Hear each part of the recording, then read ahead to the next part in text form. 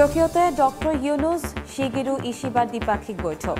বাংলাদেশকে $100 কোটি সহায়তা দেবে জাপান। দুই দেশের মধ্যে 6টি সমঝোতা স্মারক সই। কেন্দ্রীয় বর্জ্য শোধনাগারে আটকা চামড়া রপ্তানির ভবিষ্যৎ। পুরোপুরি চালু না হওয়ায় মিলছে না আন্তর্জাতিক সনদ। বাজেটে কর সুবিধা চান ট্যানারি মালিকরা। মানিকগঞ্জে ফলন ভালো হলেও বোরো ধানের নিম্নমুখী বাজার দরের আক্ষেপ কৃষকদের। উৎপাদন ব্যয় বিবেচনায় লোকসানের শঙ্কা। সরকারি গুদামে ধান বিক্রির পরামর্শ কৃষি বিভাগের। এবং এদের আগে কুয়েত ঢাকা রুটে ফ্লাইট সংকট, টিকিটের অস্বাভাবিক মূল্যবৃদ্ধি। ভোগান্তিতে প্রবাসী বাংলাদেশিরা। সরকারকে দ্রুত পদক্ষেপ নেওয়ার আহ্বান।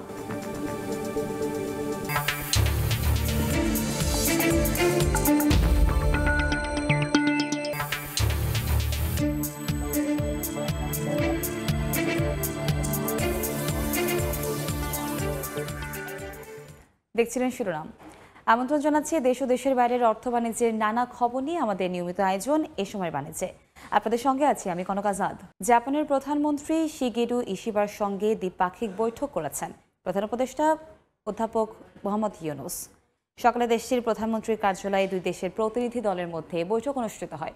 বৈঠকের আগে জাপানের প্রধানমন্ত্রীর কার্যালয়ে প্রধান উপদেষ্টাকে দেওয়া হয় লাল গালিচা সংবর্ধনা এবং গার্ড অফ অনার। বৈঠকে বাংলাদেশ ও জাপানের মধ্যকার কৌশলগত বিভিন্ন দ্বিপাক্ষিক বিষয়, বাণিজ্য এবং বিনিয়োগ বৃদ্ধি নিয়ে আলোচনা হয়।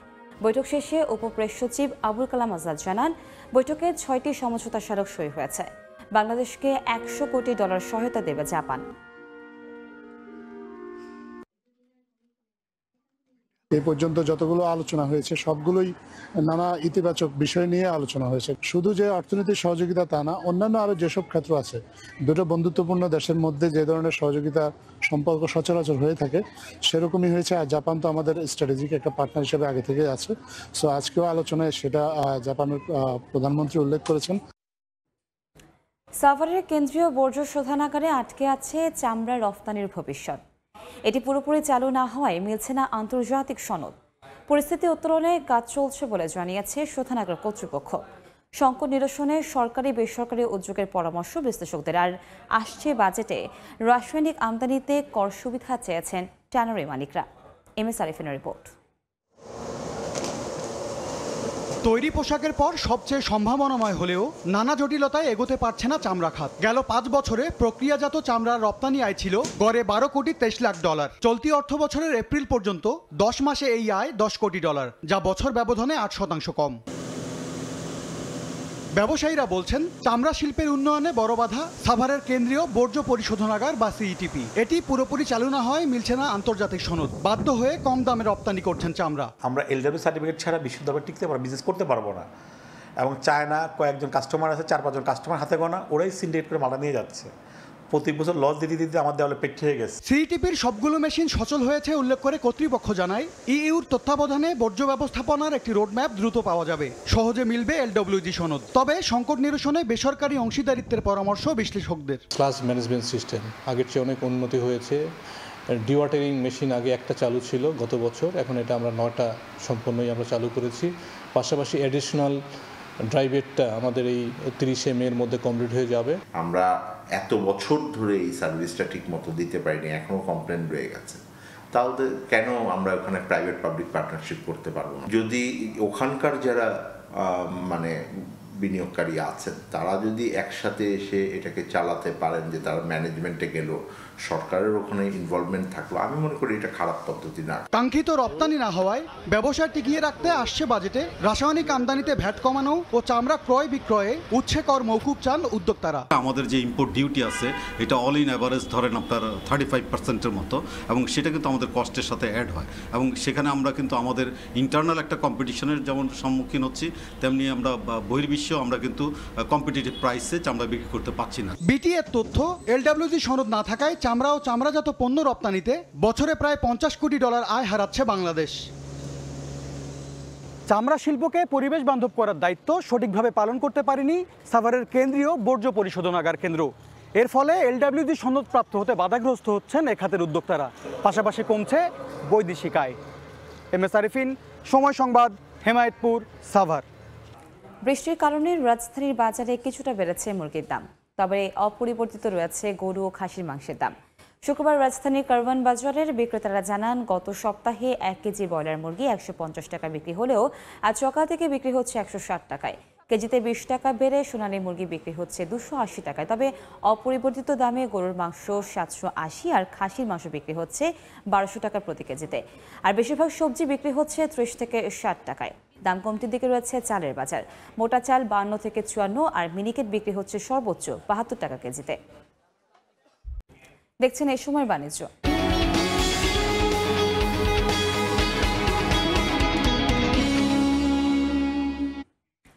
মানিকগঞ্জে চলছে বড় ধান কাটার উৎসব। ফলন হয়েছে বাম্পার, তবে বর্তমান বাজার দর নিয়ে আশঙ্কায় পড়ছে কৃষকেরা।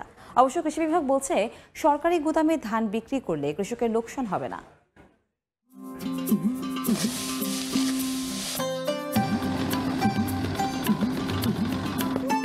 বিস্তীর্ণ এলাকা জুড়ে সোনালী ফসল, আর তা কেটে ঘরে তুলতে ব্যস্ত সময় পার করছেন কৃষক। মানিকগঞ্জে মাঠে মাঠে এখন বোরো ধান কাটার উৎসব।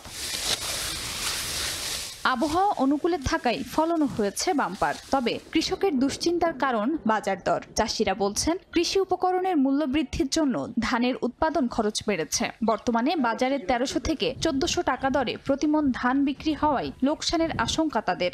ধান আল্লাহ ফলন ভালো হয়েছে, কামলার দাম তো বেশি। এখন ধানের দাম যা, এটা কামলার দামও তাই। এখন ধান হাই স্ট্যান্ড গেলে 1500 কি 1600 পর্যন্ত, এর বেশি তার বেশি যাবে। আমরা চলবো কিভাবে? ধানের দাম তো ভালো হচ্ছে না।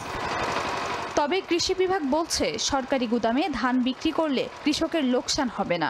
এবছর মানিকগঞ্জ জেলায় কৃষকের কাছ থেকে 3038 মেট্রিক টন ধান ক্রয় করা হবে 36 টাকা কেজি হিসাবে। ইতিমধ্যে কিছু কিছু কৃষক গোডাউনে ধান দেওয়া শুরু করেছে। আগামীতে ধানের বাজার দর একটু বৃদ্ধি পায়, তাহলে কৃষকরা তাদের উৎপাদন খরচ পুষিয়েও বেশ ভালো লাভবান করতে পারবে বলে আমরা আশা করছি। কৃষি বিভাগের তথ্য মতে, চলতি বছর মানিকগঞ্জে 48,000 হেক্টর জমিতে বোরো ধানের আবাদ হয়েছে। সময় সংবাদ, মানিকগঞ্জ। ঈদ উপলক্ষে কুয়েত ঢাকা সরাসরি রুটে ফ্লাইট সংকট দেখা দিয়েছে। এতে টিকিটের দাম অস্বাভাবিক বেড়েছে বলে অভিযোগ প্রবাসী বাংলাদেশিদের। তাদের দাবি, আগে 70 থেকে 80 দিনারের টিকিট মিললেও এখন পড়ছে 200 দিনারেরও বেশি। এই অবস্থায় অনেকেই দুবাই, দোহা ও সৌদি আরব হয়ে ট্রানজিটে যাতায়াত করছেন। সংকট নিরসনে সরকারকে দ্রুত পদক্ষেপ নেওয়ার আহ্বান জানিয়েছেন প্রবাসীরা। কুয়েত থেকে মঈন সুমনের রিপোর্টে বিস্তারিত। কুয়েতে বসবাসরত প্রায় 3 লাখ প্রবাসী বাংলাদেশিদের জন্য ঈদ মানে শুধুই উৎসব নয়, বরং পরিবার পরিজনের সঙ্গে সময় কাটানোর অপার সুযোগ। দেশে ফেরার এই ঐতিহ্য যেন স্বপ্ন হয়ে দাঁড়িয়েছে দেশটিতে বসবাসরত প্রবাসীদের কাছে। একদিকে ফ্লাইটের সংকট, অন্যদিকে টিকিটের দাম দ্বিগুণেরও বেশি। আগে 70-80 দিনারের টিকিট মিললেও এখন লাগছে 200 দিনারেরও বেশি। আগে কুয়েত এয়ারওয়েজ ও জাজের এয়ারলাইন্স প্রতিদিন 2টি করে ফ্লাইট পরিচালনা করলেও এখন তা কমিয়ে দিয়েছে কর্তৃপক্ষ। পাশাপাশি হজ মৌসুমকে কেন্দ্র করে বিমান বাংলাদেশের কিছু ফ্লাইটও স্থগিত রয়েছে। তাই ঈদের আগে টিকিটের বিপুল চাহিদা থাকলেও সরবরাহ কম। এ অবস্থায় অনেকেই দুবাই, দোহা ও সৌদি আরব হয়ে ট্রানজিটে যাতায়াত করছেন। এতে সময় ও কষ্ট বেশি হলেও খরচ কিছুটা সহনীয়। দিনের পর দিন জীবিকা নির্বাহে প্রবাসে জীবন কাটান বহু বাংলাদেশি। ঈদ উপলক্ষে পরিবারের সান্নিধ্যে আসার সুযোগ পান তারা। বিশ্লেষকরা বলছেন, ফ্লাইট বাড়ানো না গেলে এই সমস্যা আরও প্রকট আকার ধারণ করতে পারে। প্রবাসীদের দাবি, দ্রুত এই সমস্যা সমাধানে যেন পদক্ষেপ নেয় সরকার। মঈন সুমন, সময় সংবাদ, কুয়েত। এই পর্যায়ে শীর্ষ সংবাদগুলো জানিয়ে দিচ্ছে আরেকবার। টোকিওতে ডক্টর ইউনুস শিগেরু ইশিবা দ্বিপাক্ষিক বৈঠক। বাংলাদেশকে $100 কোটি সহায়তা দেবে জাপান। দুই দেশের মধ্যে 6টি সমঝোতা স্মারক সই। কেন্দ্রীয় বর্জ্য শোধনাগারে আটকা চামড়া রপ্তানির ভবিষ্যৎ। পুরোপুরি চালু না হওয়ায় মিলছে না আন্তর্জাতিক সনদ। বাজেটে কর সুবিধা চান ট্যানারি মালিকরা। এবং মানিকগঞ্জে ফলন ভালো হলেও বোরো ধানের নিম্নমুখী বাজার দরের আক্ষেপ কৃষকদের। উৎপাদন ব্যয় বিবেচনায় লোকসানের সংখ্যা, সরকারি গুদামে ধান বিক্রির পরামর্শ কৃষি বিভাগের।